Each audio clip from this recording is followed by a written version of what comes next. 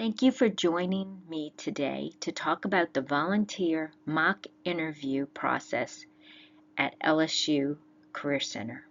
I'm Lisa Hibner, and I'm a manager of student services and an LSU online career coach. I've been working with the mock interview program for several semesters, and I want to thank you for your commitment to helping students prepare for their career. The mock interviews will take place November 10th through 12th in the LSU Olin Career Center, located on the second floor of the LSU Student Union, room 258. Please note that we also have a first floor location, but these interviews will take place in the interview rooms, so they are located on the second floor. I believe you may have already signed up for your shift on Sign Up Genius, so you can always double check that for the details of your actual time slots. The volunteer time slot is, are 3 hours long, but we ask that you do show up at least 15 or 10 minutes prior to your slot, just to ensure that you're settled in your room and ready to go. All materials needed to perform the interviews will be provided to you. What to expect during mock interviews. First of all, you'll be providing mock interviews to engineering students, and these interviews are on a schedule. They will start at 9, 9:30, 10, 10:30 throughout the day.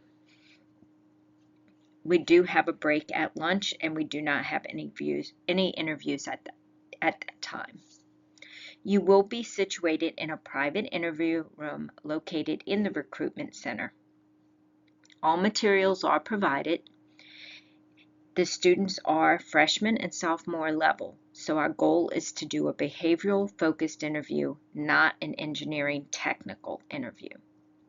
So, good news, you do not need to be an engineer for this level of student interview. Students have been provided with information to prepare for this interview, so they should be familiar with using the STAR method of answering interview questions, which we'll cover later in this session. If a student is struggling, you can ask prompting questions. Example, if you ask, tell me about a time when you worked as part of a team, and the student's response is weak or lacking details, you can ask a follow-up question to get more details from the student, but you are not giving them feedback after each question. You will go through the whole interview before giving feedback. At the end of the interview, you will give the student their feedback form, and the most important part is the discussion. The feedback form is more that they have proof of completing the interview. You do not have to put a great amount of details on the interview feedback form.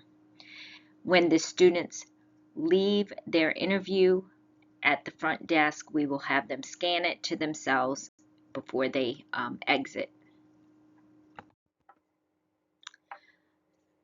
Basic outline of the mock interview session, which is going to take 30 minutes, is to come and retrieve a student from the waiting area, greet and escort that student to the interview room, spend a few minutes on introductions, ask for their resume. Our goal is to establish comfort, reduce their stress or nervousness in this short exchange. The bulk of the time will be spent on completing the interview questions. In some cases, you will not get to all the questions. Don't worry about it. Do what you can. The feedback session is very important, so allow at least 5 to 10 minutes for feedback at the end of the interview, where you can go over the things they did well and some things they can improve, and then you're going to close the interview and escort them back to the waiting area. Some things to notice during the interview for your feedback session. If the student didn't come with a resume, please let them know that it's always important to bring resumes, copies of your resume to a job interview. One of the areas, if the student didn't dress correctly, which is business casual for this interview, or if they were sloppy in their presentation. We've had students chewing gum during the interview or came in very wrinkled clothing. You might give them some feedback on those things. One of the most common points of a feedback discussion is, did they answer the questions? Did they ramble? Or did they struggle with certain question topics? In these cases, you can ask the student to try that question again after going over the STAR response, or you can prompt them about the STAR response and ask them, do they know what a STAR response is? And then discuss the importance of giving a lot of information in a response, or enough information to tell their story with that. Another really helpful strategy in a feedback session is to ask the student to go first before you jump in and tell them what they did wrong or have that discussion. When you ask the student to self-reflect, you would be surprised that they often already know a little bit about what they struggled with, and they might actually already sense these things. So your feedback discussion can focus on what they might do better next time. Always provide some supportive information on what they did well, and in your feedback, phrase it as a learning experience and what they can do to improve strategies that they can use. And we have provided resources in the room that you can give them to practice for another interview if they so choose. The first interview question will be tell me about yourself and what you're doing in school, what's your major, or what you like about your major. This is an important question to help them get comfortable, and most of them should have already been exposed to the tell me about yourself elevator pitch. So what we're looking for in this question is that they have an organized response. They're able to state some goals. They are able to tell you a little bit about what they've been learning and doing in their classes or in school, and what their career direction is. The next part of the interview will be mostly behavioral questions, and we want to get students to demonstrate a behavior or how they handled the situation. These are the most common form of questions in an interview. Students have been given information on STAR method and the Ready to Roar career proficiencies through a class presentation. When you are doing your feedback form, you'll see that next to each question we have the proficiency noted, so to give an idea of what they're focusing on. The Ready to Roar career proficiencies are self-awareness, communication, leadership, problem solving, teamwork, critical thinking, civic engagement, global learning, intercultural fluency, and digital literacy. We are not able to do all of those topics in a 30-minute interview, but you'll note that some of the questions are tailored to those topics.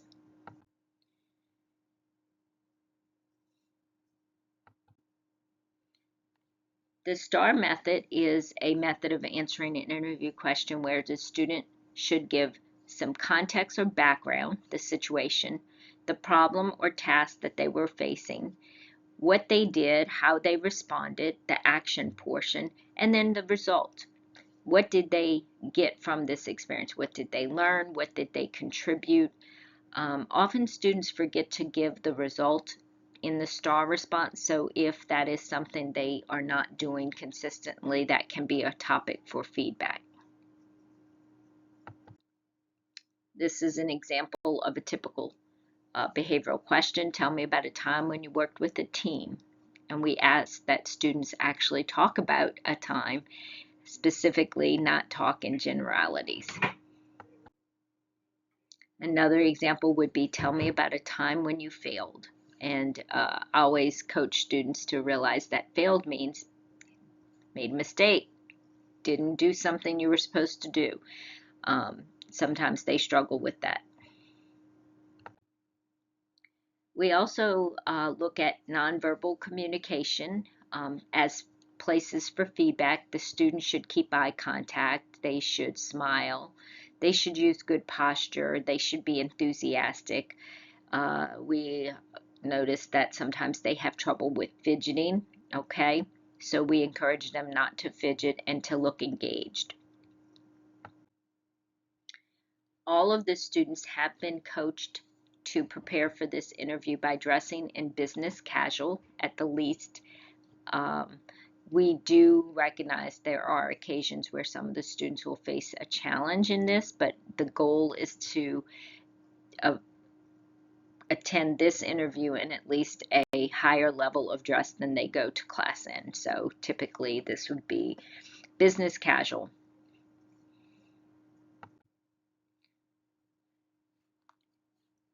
Because you are going to spend some time in the feedback portion of the interview, we have resources that you can give to the students if they need to follow up and do certain things. So if you notice that the resume needs improvement, we do have resume help available Monday through Friday, 9 to 4 in the Career Center. They don't need an appointment. They have been provided with sample resumes and the resume template, but you can always refer them back to those resources on our website. If a student seems to really need additional help interviewing or practicing for interviewing, they can use our online interviewing system called Quincia, and we'll have those handouts in the room for you. And they can always schedule another mock interview through a career coaching appointment, which they can schedule in Handshake. I really thank you for volunteering to be part of this mock interview process. If you have any questions that were not answered through this video, please reach out to me at Lisa Hibner at lsu.edu, and I'll be happy to meet with you, answer your questions, or provide you with additional information. Have a great day.